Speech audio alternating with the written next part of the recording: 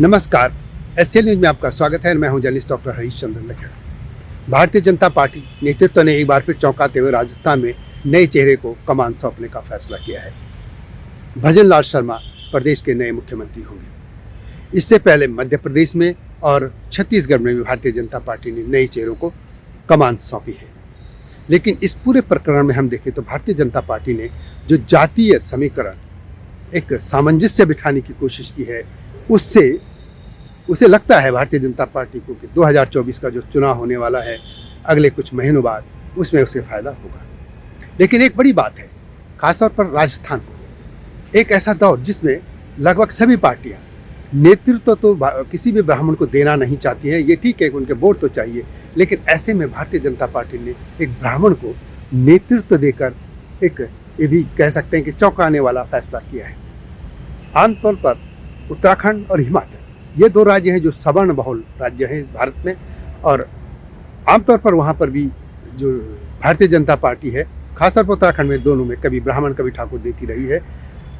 उत्तराखंड और उत्तर प्रदेश में लंबे समय से ठाकुरों के पास राज है, सत्ता है। पिछले 5 साल पहले थे और ये जो नया टेन्योर आया है उसमें भी। इसके बाद भारतीय जनता पार्टी के पास ये था कि एक मैसेज भी जा रहा था कि लंबे समय से कि ब्राह्मण उनसे नाराज है।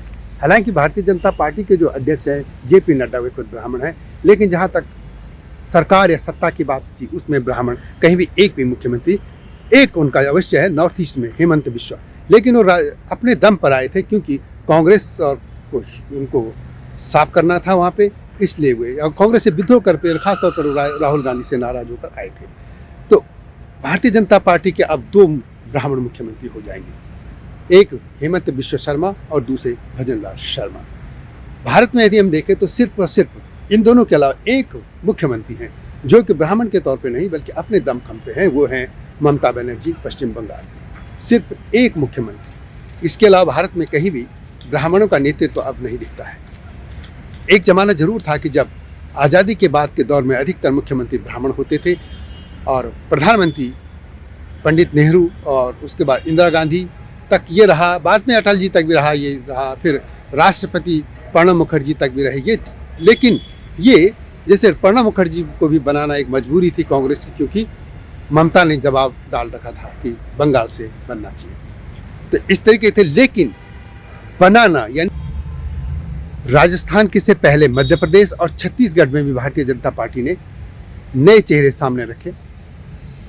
इस मामले में ये देखा जाए तो पूरा जो राजनीतिक समीकरणों को साथ उन्होंने जो सामाजिक समीकरण इस तरीके से स्थापित किए हैं कि आगामी जो लोकसभा चुनाव होंगे उसमें लगता है भारतीय जनता पार्टी को इसका फायदा तो मिलेगा। भजनलाल शर्मा, एक परिचय तो उनका लगातार ये भी आ ही रहा है कि वे आरएसएस से जुड़े हैं, एबीवीपी से थे वगैरह वगैरह, भारतीय जनता पार्टी के संगठन मंत्री थे। लेकिन मेरा इसमें दूसरा एक नज़रिया मैं आपके सामने पेश कर रहा हूँ, वो ये है कि भारतीय जनता पार्टी में ये दूसरे नेता हैं जो ब्राह्मण जो मुख्यमंत्री बने हैं। पूर्वोत्तर में हेमंत बिश्वा शर्मा एक पहले ब्राह्मण हैं, इस समय भारतीय जनता पार्टी शासित राज्यों में भारतीय जनता पार्टी के, और दूसरे हैं ये बनेंगे भजनलाल शर्मा। वैसे भारत में हम ये देखें तो सिर्फ और सिर्फ एक मुख्यमंत्री ममता बनर्जी, जो कि पश्चिम बंगाल की मुख्यमंत्री, वो अकेली ब्राह्मण है। बाकी इस समय भारत की राजनीति से यदि हम टॉप के लोगों को देखा जाए तो ब्राह्मणों का एक तरीके से राजनीतिक जो टॉप में थे वे हाशिए पर चले जा चुके हैं। ये ठीक है कि पार्टी के अध्यक्ष भारतीय जनता पार्टी के भी जेपी नड्डा ब्राह्मणी हैं, लेकिन यदि हम पदों की बात करें तो इस समय ब्राह्मण हाशिए पर हैं। भारतीय जनता पार्टी ने ऐसे समय में, जबकि लगभग सभी पार्टियां ओबीसी की राजनीति करती रही हैं, दलितों की राजनीति करती रही हैं, आदिवासियों की राजनीति करती रही हैं, या कुछ पार्टियां तो अतिरेक में अल्पसंख्यक राजनीति करती रही हैं, उनके सामने एक बार फिर ब्राह्मण को नेतृत्व देकर एक ऐसा दांव खेला है कि जिससे लगता है कि अब दूसरे पार्टियों को भी इससे सबक मिलेगा। क्योंकि यदि पहले तो जैसे कांग्रेस की हम बात करें तो कांग्रेस का नेतृत्व इंदिरा गांधी तक तो ब्राह्मण के हाथ में था। उस जमाने में चूंकि वही लोग पढ़े लिखे थे, वही आज़ादी आंदोलन में आगे रहे, अग्रणी भूमिका हर समाज में रही, तो राजनीति में भी रहे। लेकिन जैसे जैसे सत्ता समीकरण बदले, राजनीतिक और सामाजिक समीकरण बदलते गए, चेतनाएं लोगों में आती रही तो ये सबर जो थे वो बाहर होते के हाशिए पे। भारतीय जनता पार्टी ने इस बार ब्राह्मण के अलावा उनके दो और पहले से ही क्षत्रिय उत्तराखंड में और उत्तर प्रदेश में मुख्यमंत्री हैं। इससे पहले हिमाचल प्रदेश में भी थे, लेकिन हिमाचल प्रदेश में चूंकि अब कांग्रेस आ चुकी है। तो इस तरीके से हम देखें तो भारतीय जनता पार्टी ने लंबे समय बाद किसी ब्राह्मण को सत्ता सौंपी है। आमतौर पर माना जा रहा था कि ब्राह्मण खासतौर पर उत्तर प्रदेश में भारतीय जनता पार्टी से नाराज है, लेकिन इस दांव से जो कि उन्हें राजस्थान में खेला है उसे भारतीय जनता पार्टी को लगता है कि फायदा होगा।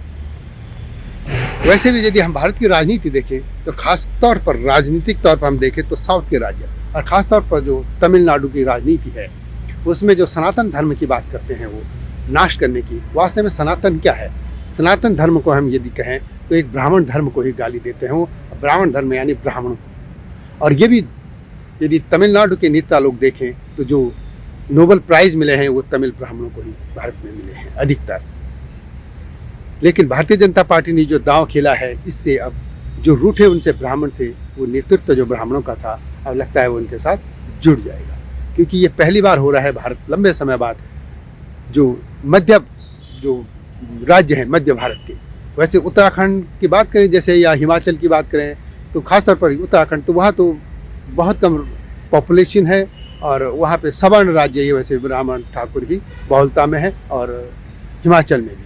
लेकिन ये बात उन राज्यों की हो रही है जहाँ पर और जातीय समीकरण भी है। ऐसे राज्य में ब्राह्मण को नेतृत्व देकर भारतीय जनता पार्टी ने एक नया संदेश अन्य राज्यों जो राजनीतिक दल है उनको मिलेगा, मेरा ये मानना। वक्त अन्य राज्यों में ब्राह्मण नेतृत्व ये जो कि मुख्यमंत्री पद की रेस से बाहर हो चुका है, लेकिन भारतीय जनता पार्टी ने एक ऐसे दौर में जब ब्राह्मणों के वोट तो लोगों को चाहिए लेकिन उनको नेतृत्व नहीं देना चाहते, उसमें एक फैसला देकर जो उनसे रूठे ब्राह्मण थे उनको अपने पास खींचने की कोशिश की है, क्योंकि ये माना जा रहा था कि कांग्रेस की तरफ ये लोग जा सकते हैं। लेकिन कांग्रेस की जब से जातीय जनगणना और मुस्लिम तुष्टीकरण इस तरीके की जो राजनीति से वो उभर नहीं रही थी, उससे ये नहीं था कि ब्राह्मण उस तरफ जाते।